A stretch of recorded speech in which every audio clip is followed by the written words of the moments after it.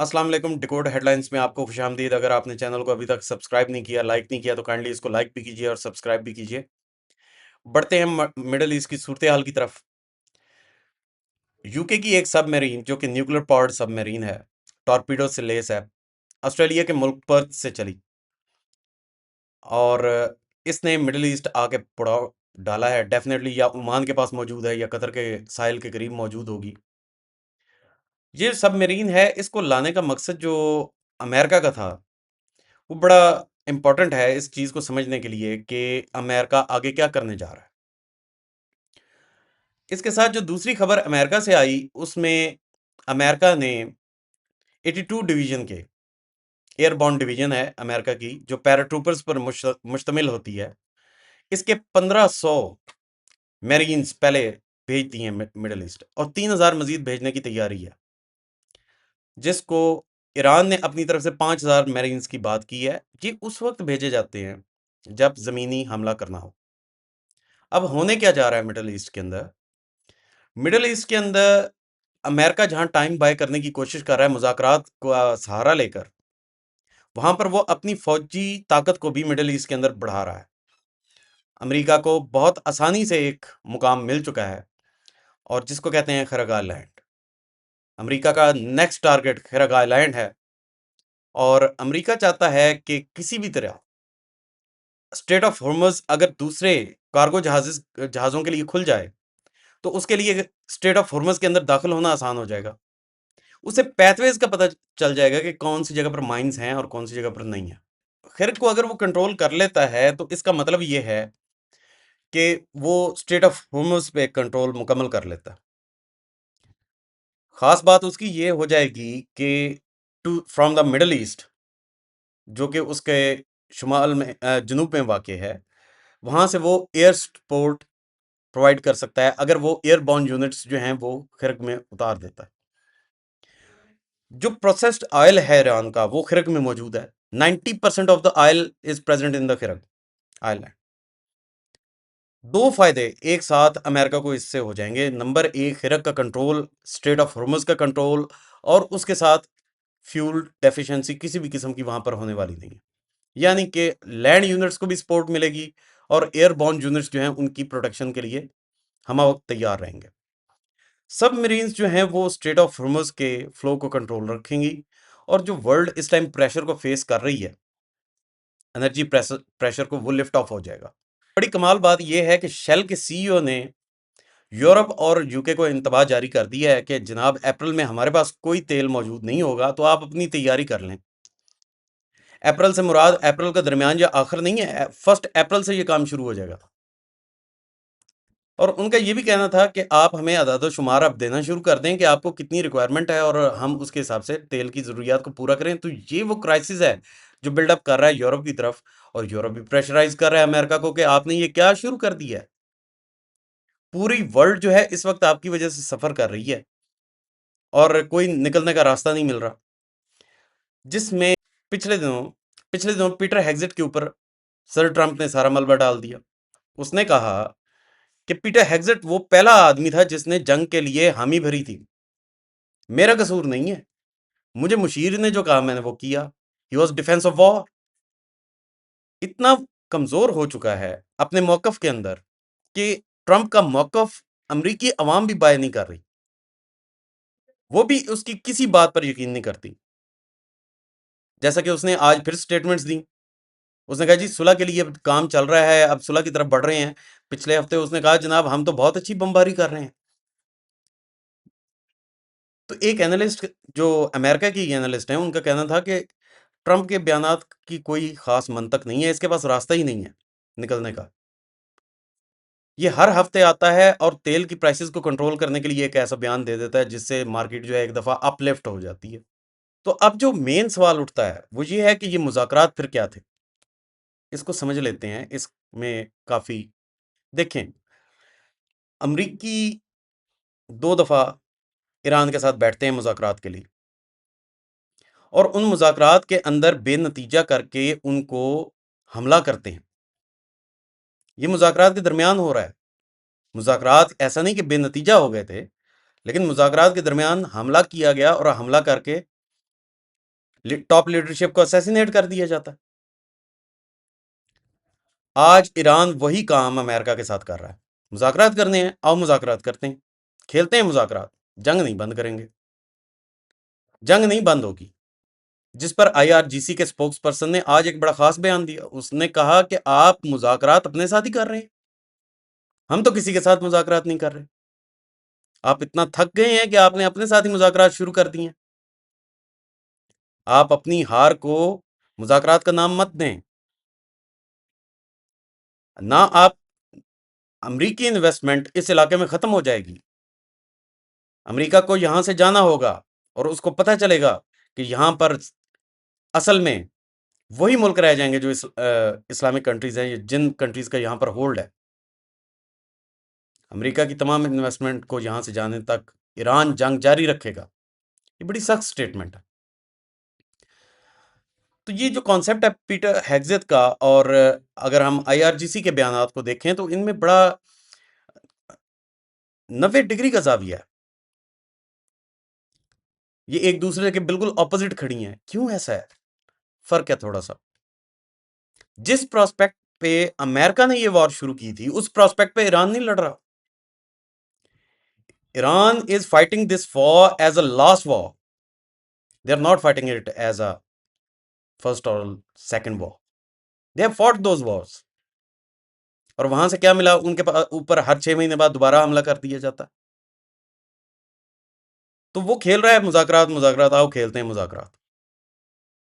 लेकिन इन मुज़ाकरात के अंदर की सच्चाई को देखने के लिए हमने ये भी देखा कि जो ही इन मुज़ाकरात की बात स्टार्ट होती है, कतर, यूएई पर हमले कम हो जाते हैं। इस साइड पर हमले करने उन्होंने कम कर दिए हैं। सबसे ज्यादा फोकस उनका कवेत, बहरीन, जॉर्डन और इसराइल की तरफ है। ये वो तीन, यानी कि अगर आप देखें तो ये इसराइल के पड़ोसी ममालिक हैं। कवेत, जॉर्डन, बहरीन, यही वो मुल्क हैं जहां अमेरिका का इंफ्रास्ट्रक्चर मौजूद है, जहां से मिसाइल्स को इंटरसेप्ट किया जा रहा है और जहां से मिसाइल ईरान के ऊपर लॉन्च भी किए जा रहे हैं। इन तमाम सूरत हाल के अंदर अब ईरान ने स्ट्रेटजी को बदला है और बहरीन, कवेत और जॉर्डन पे अपने असले को इस्तेमाल करना शुरू किया है कि वहां से खत्म करो, इनको तो देख लेते हैं। इनकी तो हमने वैसे ही चोक किया हुआ है इन्हें। ये इकोनॉमिकली कुछ नहीं कर सकते, एज अ फोर्स ये कहीं स्टैंड नहीं कर रहे हमारे सामने। तो उन कंट्रीज पे हमारा फोकस होना चाहिए और इनका वैसे ही शोर जो है वो खत्म हो जाएगा। इसके लिए अमेरिका सबसे पहले, आपको पता होगा कि उसने पुतिन को कॉल की। उसने जंग रुकवाने के लिए पुतिन को कॉल की कि आओ भाई मेरे साथ मामला करो, यूक्रेन का तुम्हारा मसला चल रहा है, उस पर लेन देन करते हैं, मुझे ईरान से निकालो, मैं तुम्हें यूक्रेन से निकालता हूं। लेकिन आपने उसका नतीजा क्या देखा? Putin has taken it as an opportunity. उसने उसको एज अ अपॉर्चुनिटी लेकर काम शुरू कर दिया। 900 ड्रोन्स के साथ रात को हमला हुआ है यूक्रेन के अंदर। इतना हमला पहले कभी नहीं बढ़ा हुआ। 946 ड्रोन्स थे जिनसे हमला किया है रात को। So from the Russian part, जो उसका काउंटर पार्ट है और जो ईरानी काउंटर पार्ट है अमेरिका का, अब दोनों तरफ से पुश मिल रहा है। अब ज़ेलेंस्की किस साइड पे जाएगा मुझे तो समझ नहीं आ रही। ट्रंप ने अपनी टोकरी से उठाया और उसे जीसीसी कंट्रीज की टोकरी में डाला कि इनके पास पैसा है, तुम्हें पैसा चाहिए तो ये मिल जाएंगे, असला चाहिए तो पैसा ले आना, हम दे देंगे। लेकिन अब तो असला खुद भी जरूरत है, यूरोप को भी जरूरत है। क्या आप ईरान से निकलेंगे और आप रशिया के साथ इंडल्ज हो जाएंगे? तो ये दो वॉर्स जो हैं पैरेलल चल पड़ी हैं और कंट्रीज के लिए बहुत ज़्यादा प्रॉब्लम्स होने वाले हैं।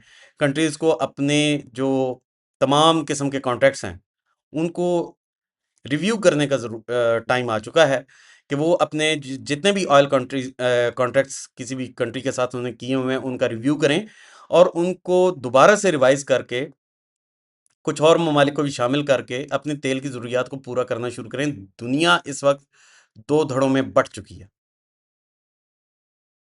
नंबर एक धड़ा जिसमें अमेरिका और इसराइल खड़े हैं। नंबर दूसरा धड़ा धड़ा वो है जो ये कह रहा है कि हम किसी साइड पर नहीं है, ना अमेरिका की साइड पर हैं और ना हम ईरान की साइड पर हैं, ना हम रशिया की साइड पर हैं, इसमें यूरोपियन कंट्रीज आ जाते हैं। और तीसरी वो दुनिया है जो ईरान के साथ खड़ी है। आज जैसे प्रेसिडेंट ऑफ ईरान ने कहा कि मैं देख रहा हूं दुनिया में इस्लामी ममालिक का व्यवहार क्या है, वो कैसी सोच रखते हैं। हम इसको बड़ी कीन ऑब्जर्वेशन रखे हुए हैं इसके ऊपर कि वो उधर से आवाजें उठ रही हैं ईरान के हक में। इस तमाम सूरत हाल का मतलब इस वक्त किसी भी कंट्री के लिए सबसे पहली जो पोजीशन लेना है वो ये है कि अपनी एनर्जी क्राइसिस को ख़त्म करने के लिए, क्योंकि सबसे ज़्यादा जो बिल्डअप चीज़ हुई इस सारे कॉन्फ्लिक्ट में, सारी दुनिया ने जो फेस की, वो एनर्जी क्राइसिस है। एनर्जी क्राइसिस को रोकने के लिए सिर्फ एक ही काम हो सकता है कि कॉन्ट्रैक्ट्स को रिवाइज कर लिया जाए, नए पार्टनर्स को अपनी प्रायोरिटीज के मुताबिक तलाश कर लें अगर आपने बचना है। जो बयानात आज ईरान की तरफ से 2 दिन की उस न्यूज़ कास्ट के बाद आए हैं कि मुज़ाकरात हो रहे हैं, मुज़ाकरात हो रहे हैं, आज उनका तो बिल्कुल ही मुज़ाकरात का तो नाम ही ख़त्म हो गया, सिवाय इसके कि अभी तक ना कतर पर हमले हो रहे हैं, ना यूएई पर हमले हो रहे हैं। डेफिनेटली ईरान को भी कोई रोकने वाला तो है, बट जो पाकिस्तान है वो इसमें कतन ऐसे नहीं बैठेगा कि उस ईरान के मसले में कोई चीज़ उन पर थोपे। पाकिस्तान इस कॉन्फ्लिक्ट के अंदर एज अ मीडिएटर अगर बैठता भी है तो उसका मकसद इस तरह नहीं होगा कि दे विल डिक्टेट ईरान, अब आपने ऐसे किया, अब आप ऐसे ना करना। आप अपने आप, ईरान को पूरा राइट है कि वो अपने आप को डिफेंड करे जिस तरह जी चाहता है। दे हैव बीन अटैक्ड, उनको प्रोवोक किया गया है, उन पर जंग को मुसल्लत किया गया है। तो पाकिस्तान कभी भी इस तरह नहीं करेगा कि डिक्टेट करे, वो मीडिएटर के ही रोल अदा करेगा। और जैसे कि 15 नुकात ट्रंप साहब ने बड़ी जल्दी की और उठा के पकड़ा दिए हैं, उनको जल्दी है ना भाई जंग रुकवाने की, और इन्होंने पकड़ लिया है and they are seeking some sort of activity going on in Islamabad. Sooner और लेटर ये इतना जल्दी होने वाला नहीं है, जंग इतनी जल्दी रुकने वाली लगती नहीं है, क्योंकि उन आपने मुज़ाकरात करके, मुज़ाकरात के नाम पर उस वक्त भी तो ओमान अंदर बैठा हुआ था, एज अ मीडिएटर ही था ना। आज ओमान किधर स्टैंड कर रहा है? आज अपने जो कॉल थे उनका पास अमेरिका ने नहीं रखा। तो अगर ओमान की ये सिचुएशन है तो पाकिस्तान की भी तो ये हो सकती है।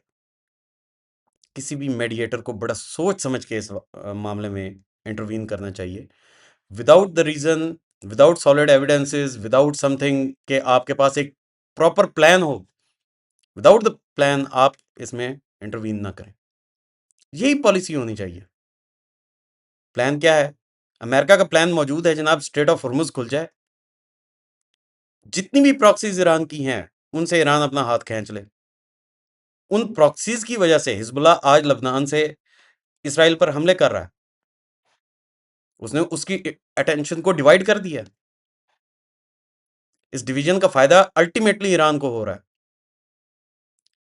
Pakistan is not a strategic partner of Iran, whereas Russia is the strategic partner of Iran. तो क्या ईरान रशिया को ऑफ द टेबल रख के कोई डील करेगा?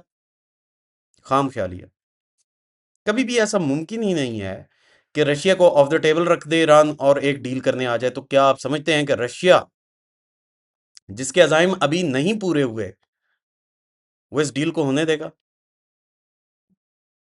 अगर आज वो कोई डील कर लेते हैं रशिया को ऑफ द टेबल बिठाकर, और कल यही मुल्क, ईरान का क्या साथ दिया इन्होंने, अगर यही मुल्क हट जाते हैं और वादों से फिर जाता है एक दफा फिर इसराइल और अमेरिका, तो फिर क्या होगा? क्या ये मुल्क इस चीज की गारंटी दे सकते हैं कि अगर अमेरिका अपनी बात से फिरा तो हम उस पर अटैक कर देंगे, हम उसकी एम्बेसी को बंद कर देंगे, हम कुछ और ऐसा कर देंगे? There are several stances country can take. तो पाकिस्तान बड़ा सोच समझ के चल रहा है इस मामले में। पाकिस्तान अपने भाई होने का सबूत हर तरीके से रिस्ट्रेन की सूरत में, और ना सिर्फ रिस्ट्रेन पर लाया सऊदी अरेबिया को, जीसीसी कंट्रीज को, बल्कि उसने ईरान को भी समझाने की कोशिश की है कि जंग जो है उसने कभी ना कभी तो रुकना है। तो आज बैठो टेबल पे, आज कोई बात कर लेते हैं। आज ये पॉइंट्स अमेरिका दे रहा है, तुम अपने पॉइंट्स बता दो। वो जो 15 पॉइंट्स आए हैं वो तो वैलिडेट ही नहीं करते कहीं पर। 60% एनरिच्ड यूरेनियम है। कितने साल लगे ईरान को करने में? 10-12 साल तो लग गए, कम से कम कर लें।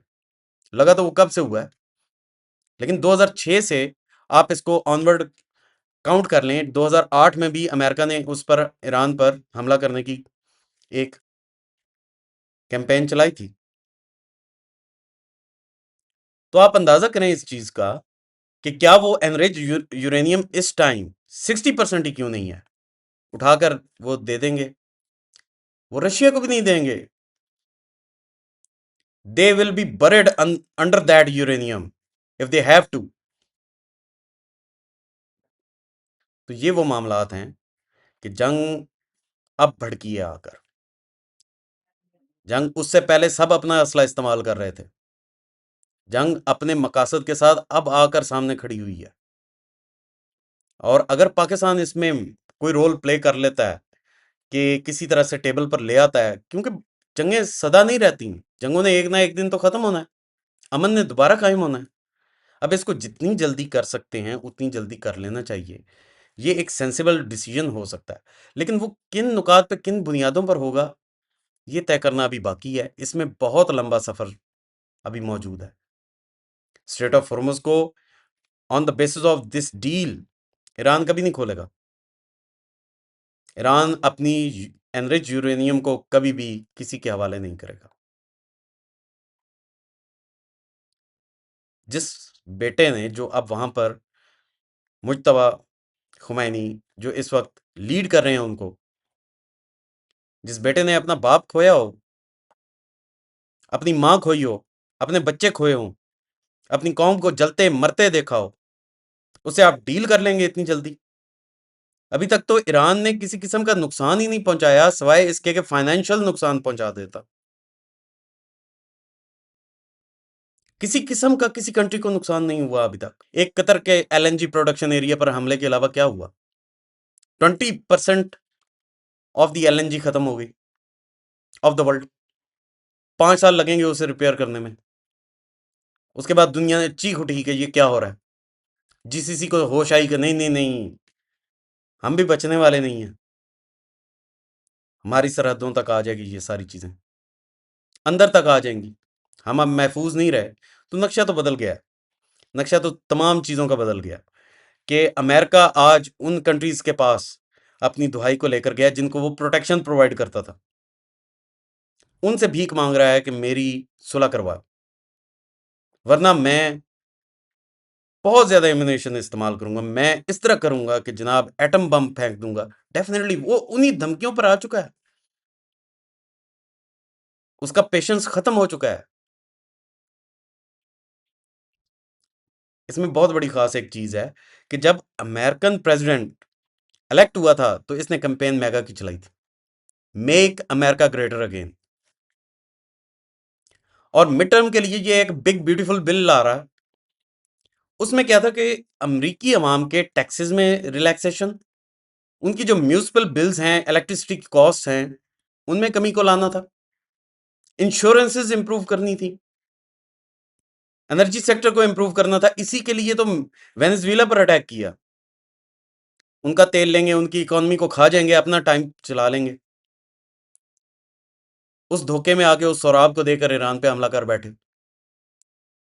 ना तो अब टैक्स एग्जेम्पशंस होंगी, ना अब तेल की प्राइसेस गिरेंगी, ना अब एनर्जी की प्राइसेस ट्रंप गिरा सकता है। वो फंस गया बिल्कुल। जिसको देखते हुए इस वक्त ट्रंप के पास कम से कम कोई रास्ता नहीं है। आज उसने कल अपना एक मोहरा उड़ा दिया है, पीटर हेग्सेथ, उसकी तरफ के आप कोई बयान नहीं सुनेंगे आप, because he was the one to drag America on the basis of the information coming from Israel into this war. अब वो नहीं बोलेगा। अब उसके पास बोलने के लिए रह ही कुछ नहीं गया।